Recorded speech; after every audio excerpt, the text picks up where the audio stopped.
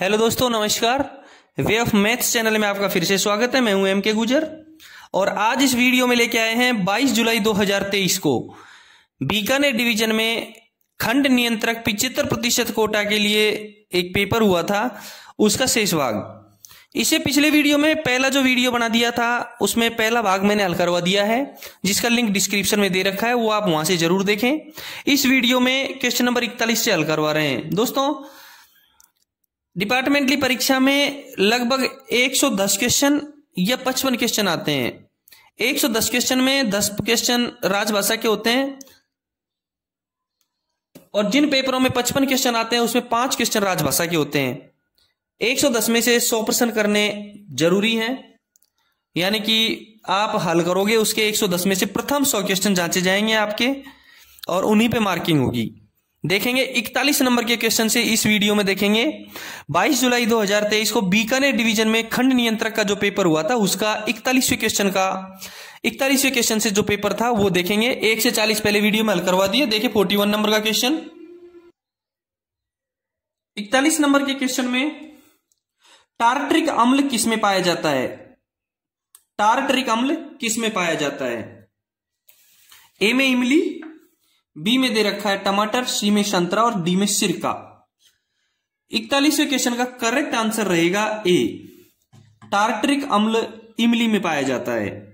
देखें कि टार्ट्रिक अम्ल एक सफेद क्रिस्टलीय कार्बनिक अम्ल है जो प्राकृतिक रूप से कई फलों में पाया जाता है।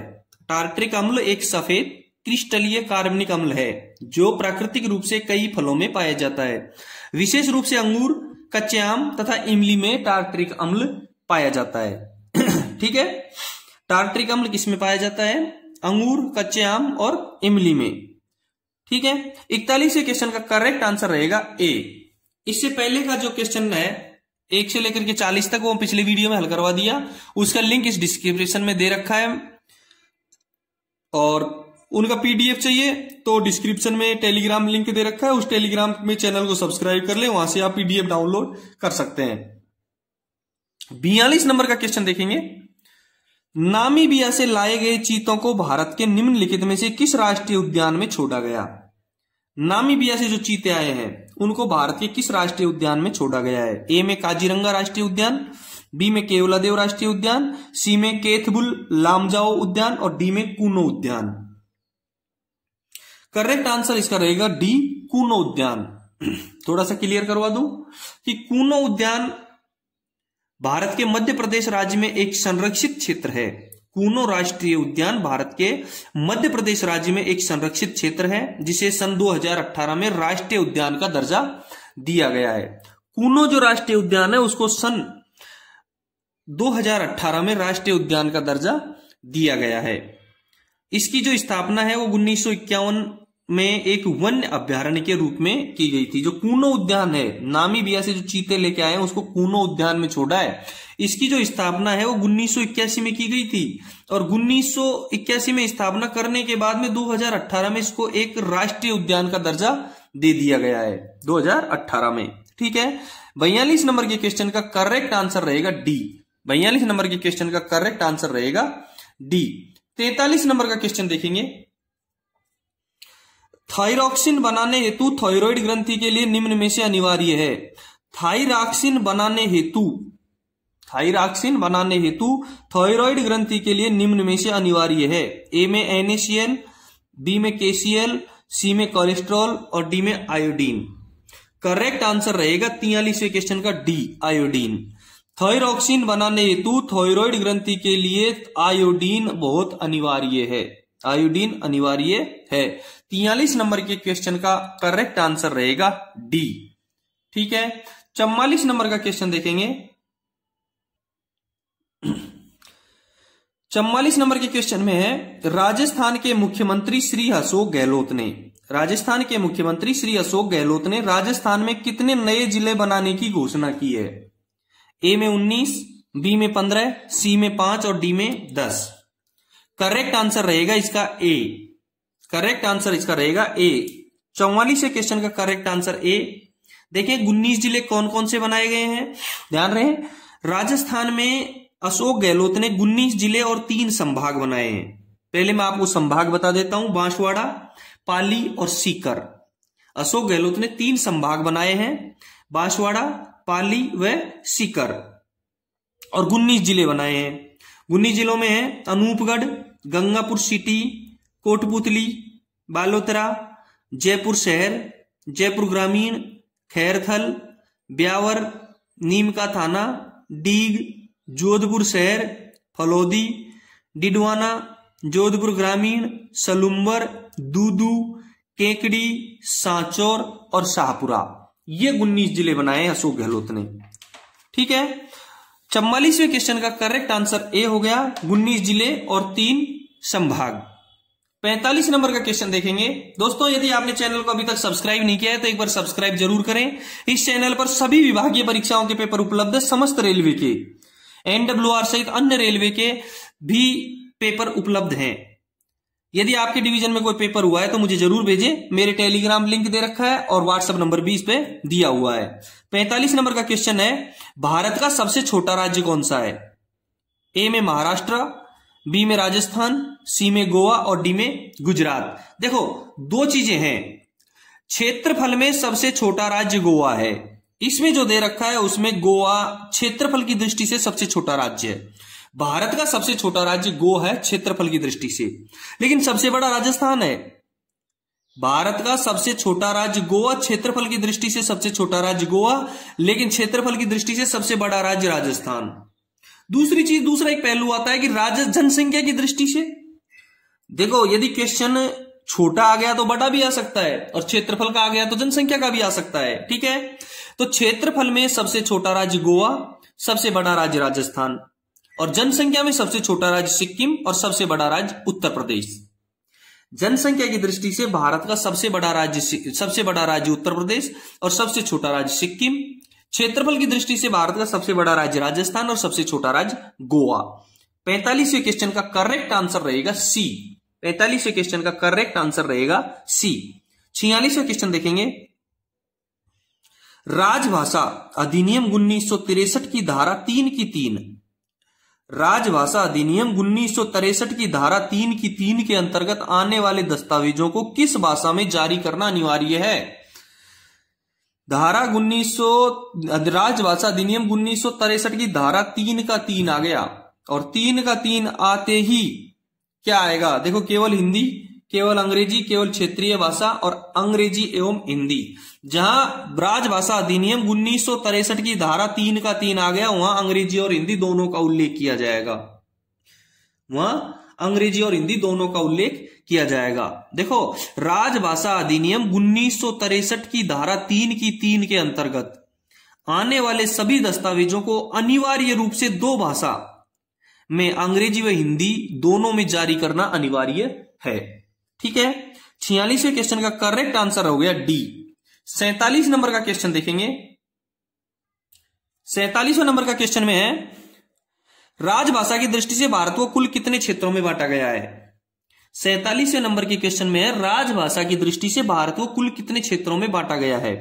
यह क्वेश्चन बहुत इंपॉर्टेंट है। यह क्वेश्चन अब से पहले मैसूर डिवीजन में 7 जुलाई 2021 को एक स्टेशन मास्टर का पेपर हुआ था, उसमें आया हुआ है। दूसरा, सोनपुर डिवीजन में 5 फरवरी 2023 को स्टेशन मास्टर का एक पेपर हुआ था, उसमें भी एक क्वेश्चन आया हुआ है। 2 तो पहले के आए हुए हैं जो मैंने हल करवाए उन पेपर, बाकी और भी जगह आए हुए होंगे। तो इसलिए 47 नंबर का जो क्वेश्चन है बहुत इंपॉर्टेंट क्वेश्चन है कि राजभाषा की दृष्टि से भारत को कुल कितने क्षेत्रों में बांटा गया है। आंसर रहेगा इसका 3C। इसका 47वें का आंसर रहेगा सी, यानी कि 3 क्षेत्रों में। राजभाषा की दृष्टि से भारत को कितने क्षेत्रों में बांटा गया है? 3 क्षेत्रों में। ठीक है, 47वें में सी। 48वें क्वेश्चन देखेंगे। 48वें क्वेश्चन में है, रेल हिंदी सलाहकार समिति का अध्यक्ष कौन होता है? रेल हिंदी सलाहकार समिति का अध्यक्ष कौन होता है? ए में प्रधानमंत्री, बी में राष्ट्रपति, सी में रेल मंत्री और डी में CRB, chairman of railway board. देखो, मैं पहले थोड़ा सा फैक्ट बता देता हूं आपको कि अंतिम बार दिनांक 25 मई 2021 को राजभाषा हिंदी के प्रयोग प्रसार के संबंध में रेल और वाणिज्य विभाग एवं उद्योग व उपभोक्ता कार्य और खाद्य एवं सार्वजनिक वितरण मंत्री श्री पीयूष गोयल की अध्यक्षता में रेलवे हिंदी सलाहकार समिति की 60वीं बैठक का वर्चुअल रूप से आयोजन किया गया था। क्लियर हुआ कुछ फंडा कि अंतिम बार दिनांक 25 मई 2021 को राजभाषा हिंदी के प्रयोग प्रसार के संबंध में रेल और वाणिज्य एवं उद्योग व उपभोक्ता कार्य और खाद्य एवं सार्वजनिक वितरण मंत्री श्री पीयूष गोयल की अध्यक्षता में रेलवे हिंदी सलाहकार समिति की 60वीं बैठक का वर्चुअल रूप से आयोजन किया गया था। इसलिए रेल हिंदी सलाहकार समिति का अध्यक्ष कौन होता है? रेल मंत्री। कौन होता है? रेल मंत्री। ध्यान रहे, प्रत्येक मंत्रालय और विभाग में सरकारी कामकाज में हिंदी के प्रयोग के संबंध में निर्धारित नीतियों के अनुसार परामर्श देने के लिए हिंदी सलाहकार समिति का गठन किया जाता है। प्रत्येक विभाग में हिंदी सलाहकार समिति का गठन प्रत्येक विभाग में होता है। ठीक है, क्यों? कि प्रत्येक मंत्रालय व विभाग में सरकारी कामकाज में हिंदी के प्रयोग के संबंध में निर्धारित नीतियों के अनुसार परामर्श देने के लिए हिंदी सलाहकार समिति का गठन किया जाता है। 48वें क्वेश्चन का करेक्ट आंसर रहेगा सी। 49 नंबर का क्वेश्चन देखेंगे, केंद्रीय हिंदी समिति का अध्यक्ष कौन होता है? केंद्रीय हिंदी समिति का अध्यक्ष कौन होता है? यह भी बहुत इंपॉर्टेंट क्वेश्चन है। वही मैसूर डिवीजन में 7 जुलाई 2021 को स्टेशन मास्टर के पेपर में आया हुआ है। सोनपुर डिवीजन में 5 फरवरी 2023 को स्टेशन मास्टर के पेपर में आया हुआ है, इसलिए बहुत इंपॉर्टेंट है। ए में राष्ट्रपति दे रखा है, बी में रक्षा मंत्री, सी में गृह मंत्री और डी में प्रधानमंत्री दे रखा है। करेक्ट आंसर रहेगा इसका डी। केंद्रीय हिंदी समिति का अध्यक्ष प्रधानमंत्री होता है। केंद्रीय हिंदी समिति का अध्यक्ष प्रधानमंत्री होता है। ध्यान रहे, केंद्रीय हिंदी समिति का गठन 1967 में किया गया था।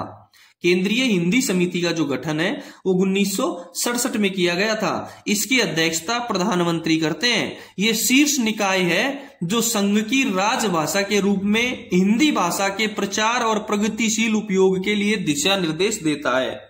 ध्यान रहे, इसकी अध्यक्षता प्रधानमंत्री करते हैं। इसका गठन 1967 में हुआ है। यह शीर्ष निकाय है जो संघ की राजभाषा के रूप में हिंदी भाषा के प्रचार और प्रगतिशील उपयोग के लिए दिशा निर्देश देता है।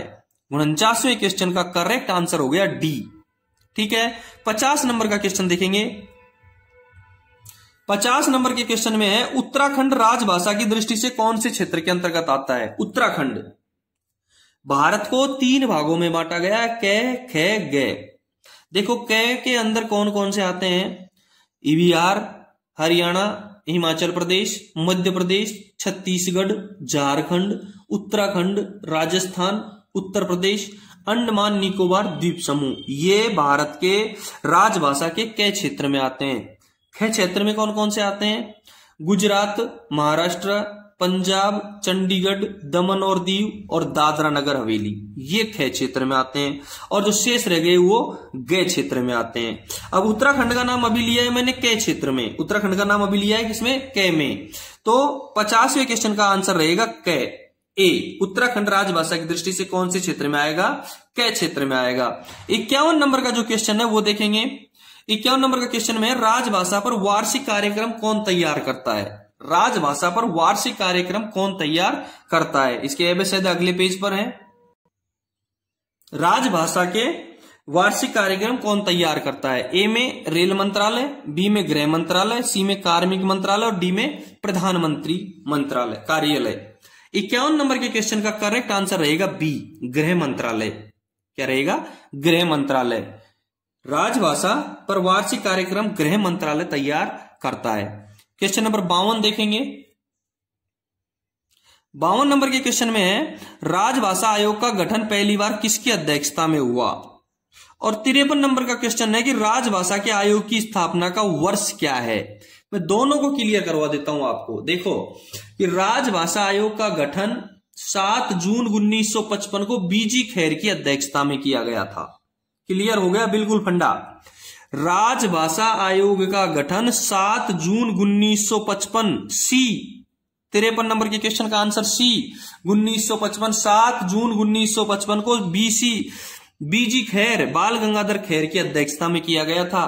करेक्ट हो गया। 52वें क्वेश्चन का आंसर हो गया बी, 52वें क्वेश्चन का करेक्ट आंसर बी और 53वें क्वेश्चन का करेक्ट आंसर सी, दोनों एक साथ हो गए। राजभाषा आयोग का गठन 7 जून 1955 को बीजी खैर, बाल गंगाधर खैर की अध्यक्षता में किया गया था। 52वें में बी और 53वें में सी आंसर सही है। 54 नंबर का क्वेश्चन देखेंगे। 54 नंबर के क्वेश्चन में साफ लिखा हुआ है कि राजभाषा नियम 1976, राजभाषा नियम 1976 किस राज्य के अलावा संपूर्ण देश पर लागू है? राजभाषा नियम 1976 किस राज्य के अलावा संपूर्ण देश पर लागू है? 54वें क्वेश्चन का आंसर रहेगा नागालैंड, तमिलनाडु, मणिपुर और आंध्र प्रदेश। तमिलनाडु। राजभाषा नियम 1976 तमिलनाडु के अलावा संपूर्ण देश पर लागू है। राजभाषा नियम का संक्षिप्त नाम राजभाषा संघ के शासकीय प्रयोजनों के लिए प्रयोग नियम 1976 है। इसका विस्तार तमिलनाडु राज्य के सिवाय संपूर्ण भारत पर है। और जो राजभाषा नियम का जो संशोधन है वो नियम है 1976, वो 3 बार संशोधित हो चुका है, 1987, 2007 और 2011 में। ठीक है। 54 नंबर के क्वेश्चन का करेक्ट आंसर रहेगा बी। 55 नंबर का क्वेश्चन देखेंगे। हिंदी भाषा को मानक रूप प्रदान करने का प्रयास सर्वप्रथम किसने किया? देखो, हिंदी भाषा के मानक रूप से तात्पर्य उस स्थिर रूप से है। हिंदी भाषा के मानक रूप से तात्पर्य उस स्थिर रूप से है जो उस पूरे क्षेत्र में शब्दावली तथा व्याकरण की दृष्टि से समझने योग्य तथा सभी लोगों द्वारा मान्य हो, बोधगम्य हो। दोबारा से देखेंगे मानक रूप क्या होता है। हिंदी भाषा के मानक रूप से तात्पर्य उस स्थिर रूप से है जो उस क्षेत्र में शब्दावली तथा व्याकरण की दृष्टि से समझने योग्य तथा सभी लोगों द्वारा मान्य हो, बोधगम्य हो। इसको प्रयास किसने किया? ए में महावीर प्रसाद द्विवेदी, बी में किशोरीदास वाजपेयी, सी में बिहारी और डी में जगदीश चंद्र माथुर। करेक्ट आंसर रहेगा इसका बी, किशोरीदास वाजपेयी। हिंदी भाषा को मानक रूप प्रदान करने का प्रयास सर्वप्रथम किशोरीदास वाजपेयी ने किया है। किशोरीदास वाजपेयी ने किया है। 55 नंबर का करेक्ट आंसर बी। 56 नंबर का क्वेश्चन का आंसर, 56 नंबर का क्वेश्चन देखेंगे। देखें, ब्रॉड गेज में a b c d special route में संचार की रुकावट की थ्रेशोल्ड वैल्यू क्या है? थ्रेशोल्ड वैल्यू क्या है? 8 घंटे, 6 घंटे, 12 घंटे, 9 30। 56वें का थोड़ा सा मैं आपको बता दूं कि इंडियन रेलवे परमानेंट वे मैनुअल, इंडियन रेलवे परमानेंट वे मैनुअल 2020 में 6 नंबर की करेक्शन स्लिप 16 मार्च 2022 को आई थी। इंडियन रेलवे परमानेंट वे मैनुअल 2020 में 6 नंबर की जो करेक्शन स्लिप है वो 16 मार्च 2022 को आई थी, जिसमें पैरा 201 में लाइन को क्लासिफिकेशन किया है। पैरा 201 में लाइनों को क्लासिफिकेशन किया है। ग्रुप ए में जो लाइन रखी गई है वो है जिनकी स्पीड 160 किलोमीटर प्रति घंटे तक है, वो ग्रुप ए में है। जिन लाइनों की स्पीड 130 किलोमीटर प्रति घंटे तक है वो ग्रुप बी में है। और सबर्बन सेक्शन की जैसे बॉम्बे, दिल्ली, चेन्नई और कोलकाता, इनकी जो लाइनें हैं वो ग्रुप सी में है। और ग्रुप डी में 110 किलोमीटर प्रति घंटे की रफ्तार वाली लाइनें ग्रुप डी में है। ध्यान रहे, ग्रुप डी स्पेशल और ई को ग्रुप डी में ही रखा गया है। ग्रुप डी स्पेशल और ई को ग्रुप डी में ही पढ़ा जाएगा। अब 56 नंबर के क्वेश्चन का करेक्ट आंसर बी रहेगा, 6 घंटे। ब्रॉड गेज में एबीसीडी का मैंने अभी आपको समझा दिया। स्पेशल रूट, एबीसीडी रूट कौन से हैं? ए रूट रहेगा 160 kmph की रफ्तार वाला, बी रहेगा 130 की रफ्तार वाला, सी रहेगा सबर्मन और डी रहेगा स्पेशल या ई क्लास। ठीक है। ब्रॉड गेज में एबीसीडी स्पेशल रूट में संचार में रुकावट की थ्रेशोल्ड वैल्यू है 6 घंटे। थ्रेशोल्ड वैल्यू है 6 घंटे। 56 नंबर के क्वेश्चन का करेक्ट आंसर रहेगा 6। 57 नंबर का क्वेश्चन देखेंगे। निम्न में से असत्य को चुनिए, निम्न में से असत्य को चुनिए। समपार दुर्घटना की श्रेणियां L1 से L4 में आती हैं। बिल्कुल गलत है, गलत है। समपार दुर्घटना की श्रेणी तो सी में आती है, समपार दुर्घटना की श्रेणियां सी में आती हैं, इसलिए ये गलत है, यही सही होगा आंसर इसका। बी में दे रखा है कि उपकरण विफलता की श्रेणियां JKLM, इक्विपमेंट फेल्योर JKLM, बिल्कुल राइट। ट्रेन में भाग की श्रेणियां B1 B4, train accident, train दुर्घटना B1 से B4, बिल्कुल करेक्ट। असामान्य घटनाओं की श्रेणियां NPQR, बिल्कुल राइट करेक्ट। केवल ये गलत है, जो समपार की श्रेणियां सी में आती हैं, ठीक है। एल में तो OHE दुर्घटना आती है, जो इसमें दे रखा है ना, समपार दुर्घटना की श्रेणियां L1 से L4 है, इसमें तो एल में तो OHE दुर्घटना आती है, जबकि समपार आती है सी में, ठीक है। 57 नंबर के क्वेश्चन का आंसर रहेगा ए। 58 नंबर का क्वेश्चन देखेंगे, निम्न में से कौन सा एक ब्लॉक नियमों का उल्लंघन नहीं है? ब्लॉक नियमों का उल्लंघन जी क्लास की दुर्घटना में आता है, यह ध्यान रखना। ब्लॉक नियमों का उल्लंघन breach of block rules G class दुर्घटना। निम्न में से कौन सा एक ब्लॉक नियमों का उल्लंघन नहीं है? स्टेशन पर गलत लाइन पर प्रवेश का आगमन, ट्रेन का आगमन, बिल्कुल ब्लॉक नियमों का उल्लंघन नहीं है। ब्लॉक नियमों का उल्लंघन है। स्टेशन पर गलत लाइन पर ट्रेन का आगमन हो गया तो ब्लॉक नियमों का उल्लंघन हो गया। बिना उचित प्राधिकार के ट्रेन का ब्लॉक खंड में प्रवेश, बिल्कुल ब्लॉक नियमों का उल्लंघन है, ब्रीच ऑफ ब्लॉक रूल्स। सी में अवरुद्ध लाइन पर ट्रेन का आगमन, ये ब्लॉक नियमों का उल्लंघन नहीं है, ये तो हम ले सकते हैं। ट्रेन का बिना प्राधिकार के रोक सिग्नल पार करना, स्पाड करना, बिल्कुल ब्लॉक नियमों का उल्लंघन है। ए बी सी तीनों के तीनों जो स्थितियां हैं, तीनों में ब्लॉक नियमों का उल्लंघन किया गया है। केवल एक सी ऐसा है जिसमें ब्लॉक नियमों का उल्लंघन नहीं है, इसलिए 58वें क्वेश्चन का करेक्ट आंसर रहेगा सी, ठीक है। क्वेश्चन नंबर 59 देखेंगे, 59 नंबर का 59। विद्युतीकृत खंड में दुर्घटना होने पर खंड नियंत्रक सर्वप्रथम किसे सूचना देगा? Senior DSO, senior DOM, RPF, traction power controller, TPC। बिल्कुल करेक्ट आंसर 59 रहेगा कि विद्युतीकृत खंड में दुर्घटना होने पर खंड नियंत्रक सर्वप्रथम TPC को सूचना देगा, ट्रैक्शन पावर कंट्रोलर को, TPC को सूचना देगा, ट्रैक्शन पावर कंट्रोलर को, ठीक है। 60 नंबर का क्वेश्चन देखेंगे, निम्न में से कौन सा एक उत्तर पश्चिमी रेलवे के अंतर्गत 140 टन क्रेन का मुख्यालय नहीं है? कौन सा? लालगढ़, जोधपुर, जयपुर और रेवाड़ी।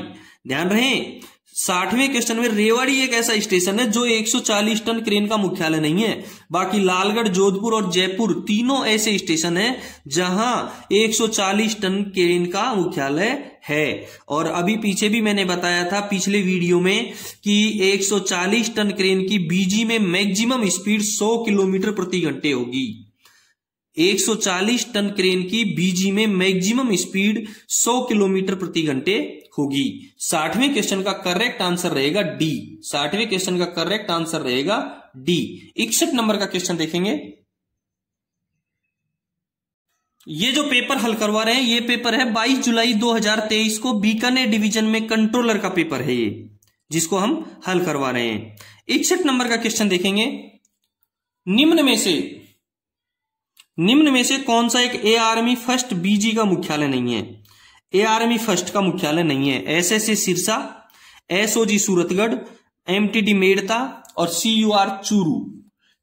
BG यानी स्केल फर्स्ट का मुख्यालय जो नहीं है। करेक्ट आंसर 61वें का रहेगा इसका ए, SSA सिरसा। ARME फर्स्ट का हेडक्वार्टर सिरसा नहीं है, बाकी सूरतगढ़ है, मेड़ता है, चूरू है। 61 नंबर के क्वेश्चन का करेक्ट आंसर रहेगा ए। 62 नंबर का क्वेश्चन देखेंगे, ART ARME अलार्म हूटर कितने समय के अंतराल के पश्चात पुनः बजाया जाता है? ART ARME अलार्म हूटर कितने समय के अंतराल के पश्चात पुनः बजाया जाता है? ए में दे रखा है 10 मिनट, बी में 1 मिनट, सी में 5 मिनट और डी में 2 मिनट। करेक्ट आंसर होगा इसका सी, 5 मिनट। करेक्ट आंसर होगा इसका सी। ध्यान रहे कितने भी हूटर बजे प्रत्येक 45 सेकंड का होगा और जिसके बीच में 5 सेकंड का अंतराल होगा। हूटर कैसे बजते हैं? कितने भी हूटर बजे प्रत्येक 45 सेकंड का होगा और उनके बीच में 5 सेकंड का अंतराल होगा। रिपीट हूटर 5 मिनट बाद बजाया जाएगा। जो रिपीट हूटर है वो 5 मिनट बाद बजाया जाएगा और कैंसल का हूटर 90 सेकंड तक केवल एक बार बजेगा। बहुत इंपॉर्टेंट है। कितने भी हूटर बजे, प्रत्येक हूटर 45 सेकंड का होगा और उनके बीच में 5 सेकंड का अंतराल होगा। रिपीट हूटर 5 मिनट बाद बजाया जाएगा और कैंसल का हूटर 90 सेकंड तक केवल एक बार बजेगा। क्लियर? 62वें क्वेश्चन का करेक्ट आंसर रहेगा सी, रिपीट हूटर 5 मिनट के बाद में बजाया जाएगा। 63 नंबर का क्वेश्चन देखेंगे। 63 नंबर के क्वेश्चन में दोहरे निकास साइडिंग वाले स्टेशन से एआरटी को प्रस्थान करने के लिए क्या समय निर्धारित है? देखो, एआरटी का जो समय निर्धारित किया गया है वो दिन और रात के हिसाब से निर्धारित किया गया है। दिन में एआरटी 45 मिनट में चलेगी, नाइट में 60 मिनट में चलेगी। एआरटी दिन में 45 मिनट में चलेगी, रात में 60 मिनट में चलेगी। और एआरमी सिंगल एग्जिट होगा उसमें 30 मिनट में चलेगी और डबल एग्जिट में 20 मिनट में चलेगी। 63 नंबर में जो क्वेश्चन है उसका करेक्ट आंसर रहेगा डी, क्योंकि समय सीमा दिन रात के आधार पर तय होती है, न कि सिंगल साइडिंग और डबल साइडिंग के आधार पर। एआरटी दिन में 45 मिनट में चलेगी, रात में 60 मिनट में चलेगी। एआरमी सिंगल साइडिंग से 30 मिनट में चलेगी और डबल साइडिंग से 20 मिनट में चलेगी। 63वें क्वेश्चन का करेक्ट आंसर रहेगा डी। 64 नंबर का क्वेश्चन देखेंगे। यदि आपने चैनल को सब्सक्राइब नहीं किया है तो एक बार सब्सक्राइब जरूर कर दें। 64 नंबर का क्वेश्चन है, निम्नलिखित में से किसे सर्वोच्च प्राथमिकता दी जाएगी? निम्नलिखित में से किसे सर्वोच्च प्राथमिकता दी जाएगी? ए में है डीआरएम स्पेशल जो दुर्घटना स्थल जा रही है। बी में है रिलीफ ट्रेन जो दुर्घटना राहत कार्य पूर्ण कर चुकी है। सी में है रिलीफ ट्रेन जो दुर्घटना स्थल के लिए जा रही है। और डी में है एआरमी जो घायल व्यक्तियों को अस्पताल लेकर जा रही है। यही करेक्ट आंसर रहेगा 64वां। सबसे पहले सर्वोच्च प्राथमिकता दी जाएगी एआरमी को जो घायल व्यक्तियों को अस्पताल लेकर के जा रही है। ठीक है, 64 नंबर का करेक्ट आंसर रहेगा डी। 65 नंबर का क्वेश्चन देखेंगे। प्रेस मीडिया को दुर्घटना की सूचना देने के लिए किसे अधिकृत किया गया है? 65 नंबर के क्वेश्चन में है कि प्रेस मीडिया को दुर्घटना की सूचना देने के लिए किसे अधिकृत किया गया है? Senior DOM, senior DCM, SS, PRO, CPRO. देखो, सीनियर डीओम नहीं, डीसीएम नहीं, एसएस भी नहीं, केवल पीआरओ, सीपीआरओ। पीआरओ का मतलब होता है पब्लिक रिलेशन ऑफिसर और सीपीआरओ का मतलब होता है चीफ पब्लिक रिलेशन ऑफिसर, यानी जनसंपर्क अधिकारी पीआरओ और मुख्य जनसंपर्क अधिकारी सीपीआरओ। तो केवल पीआरओ और सीपीआरओ, जनसंपर्क अधिकारी और मुख्य जनसंपर्क अधिकारी ही प्रेस मीडिया को दुर्घटना की सूचना देने के लिए अधिकृत किए गए हैं। करेक्ट आंसर 65 नंबर के क्वेश्चन का करेक्ट आंसर रहेगा डी। 65 नंबर की क्वेश्चन का करेक्ट आंसर रहेगा डी। 66 नंबर का क्वेश्चन देखेंगे। इंजन विफलता किस श्रेणी की दुर्घटना है? इंजन फेल्योर, इंजन विफलता किस श्रेणी की दुर्घटना है? उपकरण विफलता, असामान्य दुर्घटना, सांकेतिक दुर्घटना, यार्ड दुर्घटना।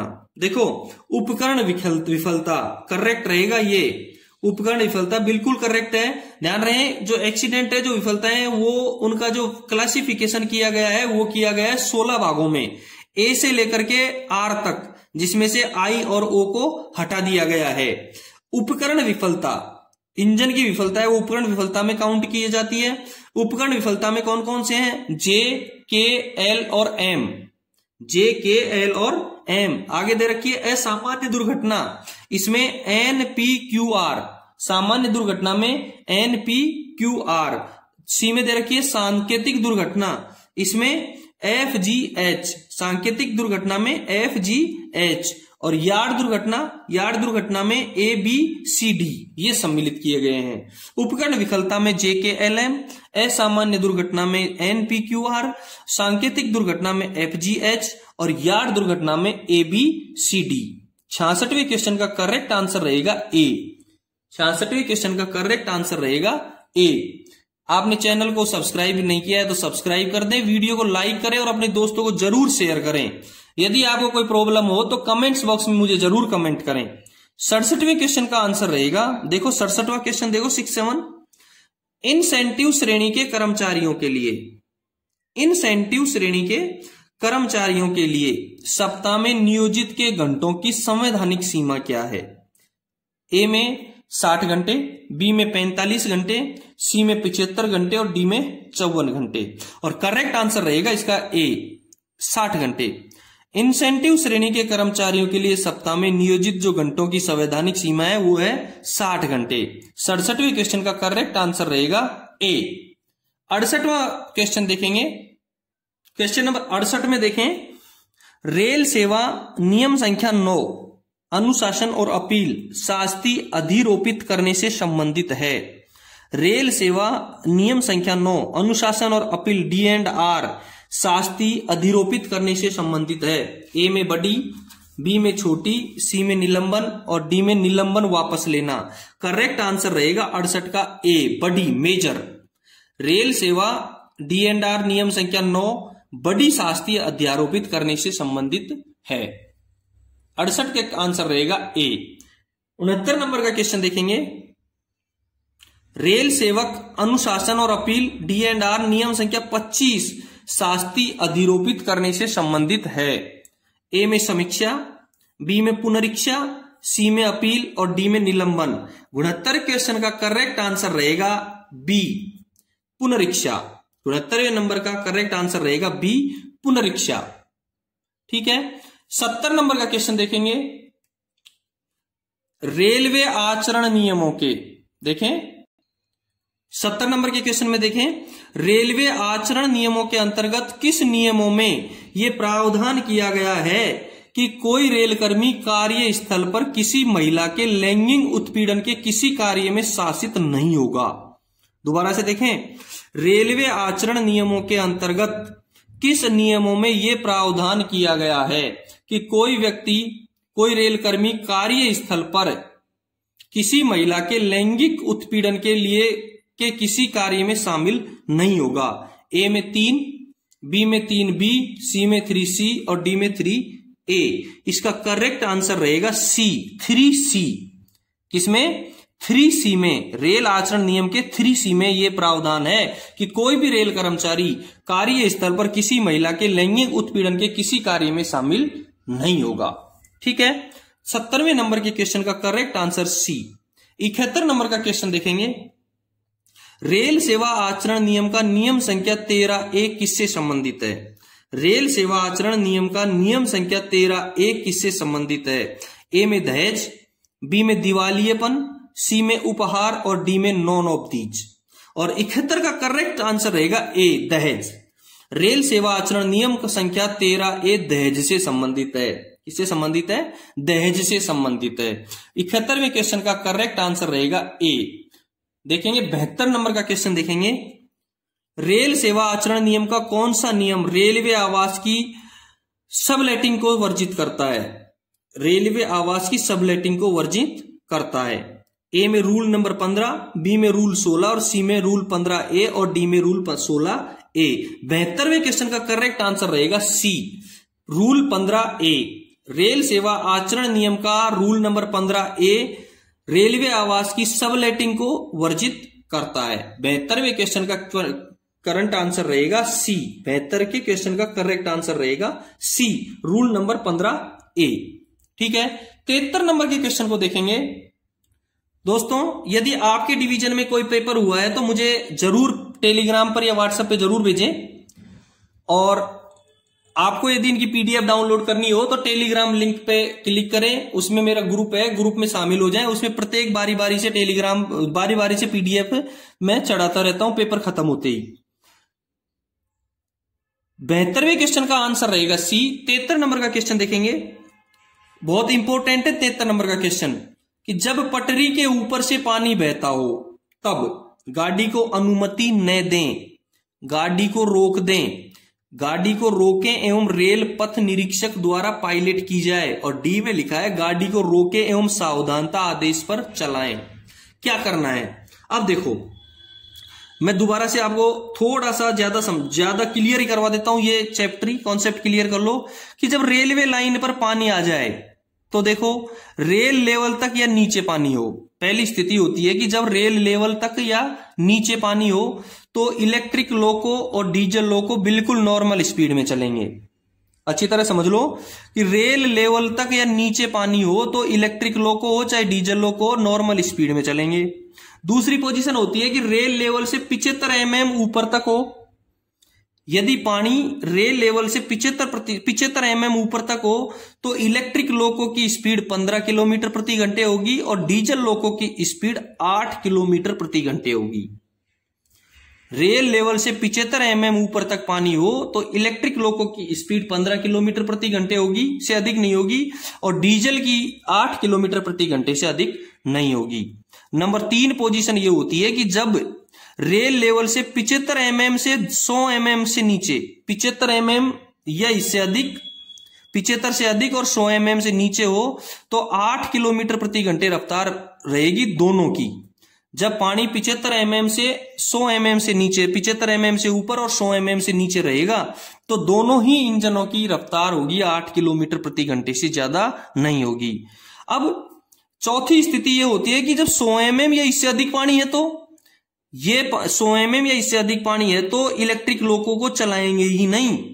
यदि जरूरत पड़ी तो डीजल लोको को ला करके उसका सेक्शन क्लियर करवाएंगे और डीजल लोको यथासंभव सुरक्षित स्थान पर ले जाने का प्रयास किया जाएगा। यदि डीजल लोको कहीं फंसा हुआ है और 100 mm या इससे अधिक पानी है तो उसको हटा करके उस सुरक्षित स्थान पर पहुंचाना है, यार्ड में या स्टेशन पे पहुंचाना है, और इलेक्ट्रिक इंजन को चलाएंगे नहीं। यदि जरूरत पड़ी तो डीजल लोको ला करके उसका सेक्शन क्लियर करेंगे। तो 73 नंबर के क्वेश्चन का करेक्ट आंसर रहेगा सी। 73 नंबर के क्वेश्चन का करेक्ट आंसर रहेगा सी कि जब पटरी के ऊपर पानी बहता हो तो गाड़ी को रोकें एवं रेल पथ निरीक्षक द्वारा पायलट की जाए। ठीक है, 74 नंबर का क्वेश्चन देखेंगे। वर्तमान में रेलवे बोर्ड के चेयरमैन कौन हैं? CO of railway board Shri Avinash Tripathi, Shri Vijay Sharma, Shrimati Jaya Verma Sinha, Shri Anil Kumar Lahoti. Correct answer रहेगा इसका डी, श्री अनिल कुमार लाहौटी। विजय शर्मा जीएम है और श्री अनिल कुमार लाहौटी वर्तमान में रेलवे बोर्ड के चेयरमैन है, सीओ ऑफ रेलवे बोर्ड। ठीक है, 74 नंबर के क्वेश्चन का करेक्ट आंसर हो गया डी। 75 नंबर का क्वेश्चन देखेंगे। यदि वैगन टर्न राउंड की संख्या कम हो तो कार्य निष्पादन के साथ माना जाता है। पहले आप वैगन टर्न राउंड सुन लो क्या होता है। वैगन टर्न राउंड होता है कि वैगन का 2 क्रमवार लदानों के बीच का जो समय जो दिनों में निकाला जाए वैगन टर्न राउंड कहलाता है। वैगन का 2 क्रमवार लदानों के बीच का समय जो दिनों में निकाला जाए वैगन टर्न राउंड कहलाता है। सभी उपलब्ध वैगनों को औसत के आधार पर निश्चित अवधि के लिए निकाले गए वैगन टर्न राउंड को औसत वैगन टर्न राउंड कहेंगे। सभी उपलब्ध वैगनों को औसत के आधार पर निश्चित अवधि के लिए निकाले गए वैगन टर्न राउंड को औसत वैगन टर्न राउंड कहेंगे। सवाल है कि वैगन टर्न राउंड की संख्या कम है तो कार्य निष्पादन गुड है। क्या है? गुड है। तो 75वें क्वेश्चन का करेक्ट आंसर माना जाएगा ए, गुड। 75वें क्वेश्चन का करेक्ट आंसर माना जाएगा ए, गुड। 76 नंबर का क्वेश्चन देखेंगे। 76 नंबर का क्वेश्चन बहुत इंपॉर्टेंट क्वेश्चन है सेफ्टी की दृष्टि से। स्टेशन पर किसी भी कांटे को पुनः वियोजन करने के पश्चात मेन लाइन से जाने वाली प्रथम गाड़ी रन थ्रू पास की जाएगी? नहीं। होम सिग्नल पर स्टॉप डेड करके पास की जाएगी? नहीं। स्टार्टर तक पायलट की जा सकेगी? नहीं। येलो सिग्नल पर रिसीव की जा सकेगी? गुड। 76वें क्वेश्चन का करेक्ट आंसर रहेगा डी, येलो सिग्नल पर रिसीव की जाएगी। स्टेशन पर किसी भी कांटे को पुनः वियोजित करने के पश्चात मेन लाइन से जाने वाली प्रथम गाड़ी येलो सिग्नल पर रिसीव की जा सकेगी। ध्यान रहे 10 जून 2023 को एक जेपीयू आया था। 10 जून 2023 23 को एक जेपीओ आया था जिसमें ऐसा था कि पहली गाड़ी होम सिग्नल पर रोकेंगे, लेकिन उसका जो करेक्शन आया 16 जून 2023 को उसमें आया है, उसमें जो आया है 16 जून 2023 को वो आप स्क्रीन पर देखेंगे।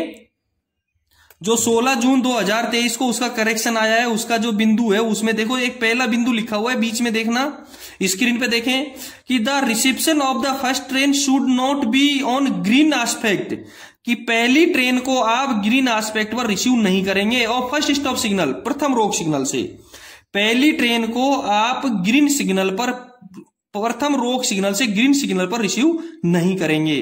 दूसरा, the departure signal for run through train should be taken off once the train has occupied the berthing portion by seeing the relevant indication on panel या वीडियो।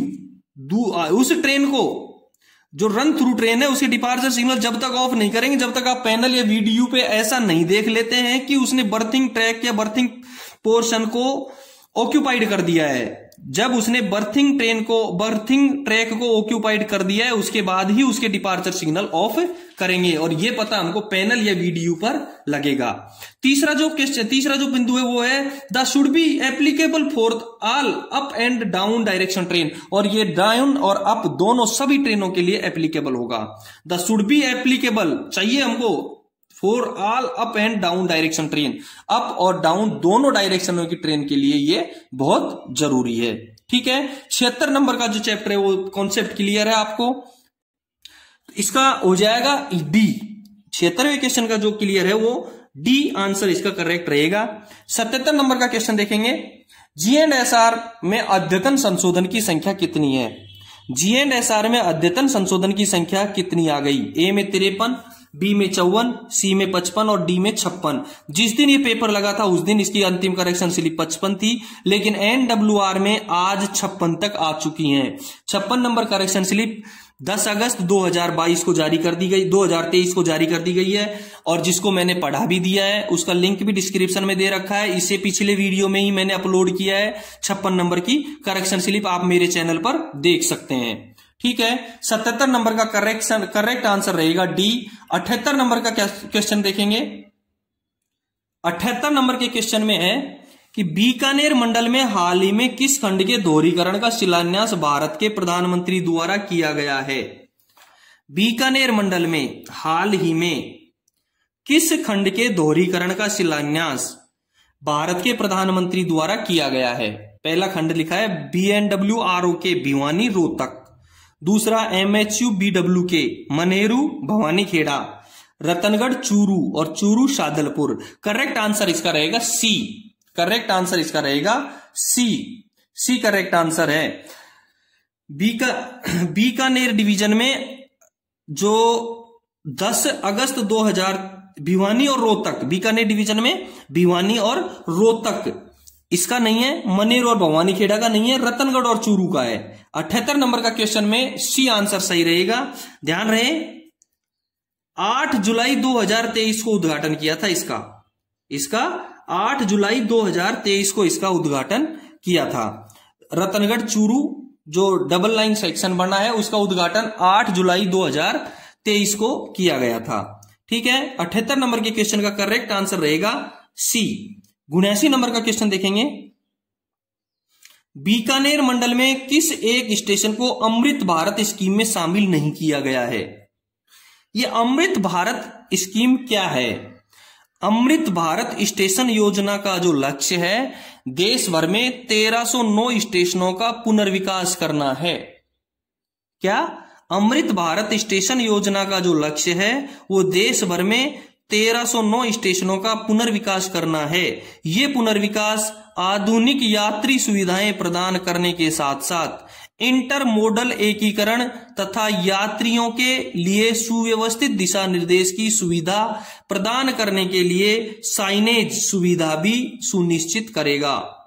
दोबारा से सुनेंगे कि अमृत भारत स्टेशन योजना का जो लक्ष्य है वो है देश भर में 1309 स्टेशनों का पुनर्विकास करना। ये पुनर्विकास आधुनिक यात्री सुविधाएं प्रदान करने के साथ साथ इंटरमोडल एकीकरण तथा यात्रियों के लिए सुव्यवस्थित दिशा निर्देश की सुविधा प्रदान करने के लिए साइनेज सुविधा भी सुनिश्चित करेगा। अब अमृत भारत स्कीम में कौन से शामिल नहीं है? ए में चूरू, बी में पीजीके, सी में सोजत सूरतगढ़ और डी में हनुमानगढ़। करेक्ट आंसर रहेगा इसका B, PGK, Pilibanga. Pilibanga station Bikaner मंडल में अमृत भारत स्कीम में शामिल नहीं किया गया है, पीजीके शामिल नहीं किया गया है। अगला क्वेश्चन देखेंगे 80 नंबर क्वेश्चन। रेल कर्मियों को किस दर से एलएपी देय है? ए में प्रतिदिन 1, बी में प्रति माह 2.5 दिन, सी में प्रति माह 2 दिन और डी में प्रति वर्ष 20 दिन। दोस्तों करेक्ट आंसर रहेगा इसका बी, 1 महीने में 2.5 एलएपी दिए जाती है। रेल कर्मी को 1 महीने में 2.5 एलएपी की एलएपी दी जाती है, स्वीकृत की एलएपी दी जाती है, यानी कि दे दी जाती है, स्वीकृत बाद में करवा करके ले सकते हैं, दे है। 1 महीने में 2.5 दिन के एलएपी दे है। ये था दोस्तों 22 जुलाई 2023 को बीकानेर डिवीजन में कंट्रोलर के पेपर का सेकंड भाग। तीसरा भाग अगले वीडियो में हल करवाएंगे। इससे पिछले वीडियो में इसका पहला भाग हल करवा दिया था। अगले पेपर में अगले वीडियो में क्वेश्चन नंबर 81 से हल करवाएंगे। यदि कोई दिक्कत हो, प्रॉब्लम हो तो आप मुझे कमेंट्स बॉक्स में कमेंट करके जरूर बताएं। यदि वीडियो को लाइक शेयर नहीं किया है तो एक बार लाइक और शेयर कर दें। चैनल सब्सक्राइब नहीं किया है तो एक बार चैनल को सब्सक्राइब जरूर कर दें। और यदि आपको किसी भी प्रकार का पीडीएफ चाहिए तो मेरे टेलीग्राम लिंक का चैनल दिया है, उसमें जाकर के वे ऑफ मैथ्स पर जाएं और ग्रुप में शामिल हो, उसमें आपको पीडीएफ मिलेंगी। यदि आपके डिवीजन में कोई पेपर हल हुआ है तो मुझे जरूर व्हाट्सएप करें, टेलीग्राम करें। धन्यवाद। फिर मिलते हैं नेक्स्ट वीडियो में क्वेश्चन नंबर 81 के साथ में।